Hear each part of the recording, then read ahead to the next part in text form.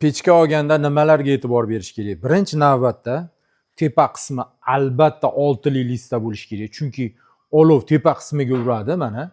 Agar to'rtli yo uchli bo'lsa, eshilib qolsa, tutadigan bo'lib qoladi. Keyin ikkinchisi eshigiga e'tibor berish kerak mana. Eshigimizning qalinligi nima deyapti? 4 mm deyapti. 4 mm list qiziganda eshilib ketmaydi. Ushab turadigan qismi ham to'rtli listda bo'lgan, mana ko'rinayotgan bo'lsa, qalin qilamiz, chunki qiziganda bu eshilib qolsa pechga brak bo'ladi, to'g'rilab bo'lmaydi. Chunki qiziganda list cho'ziladi.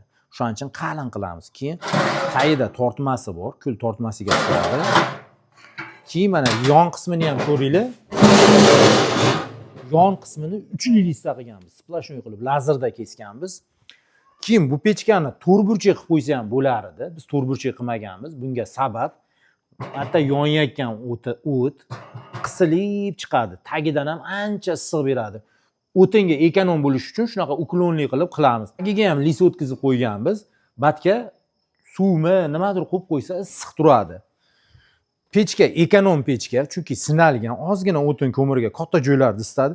Keyin yana bitta plyus tomoni, qopqog'ini ochganingizda o'tin solayotganingizda tutamaydi. Ashitdan tortadi. Uklonli qilib qilinganning sababi shu. Tutun qaytarmaydi. Keyin biz faqat yangi listda qilamiz. Xudo xohlasa uzoq yillar xizmatingizni qiladi. Narxiga kelsak, shu kraskalangan holatda 800 ming so'm. Agar kraskalanmagani ham bo'laveradi desalaring 750 ming qilib beramiz. Manzilimiz Farg'onaning Chimyonida joylashgan. Agar mahsulotimiz yoqqan bo'lsa, telefon qilsalaring yetkazib beramiz xudo xohlasa. Yetkazib berishi pulli.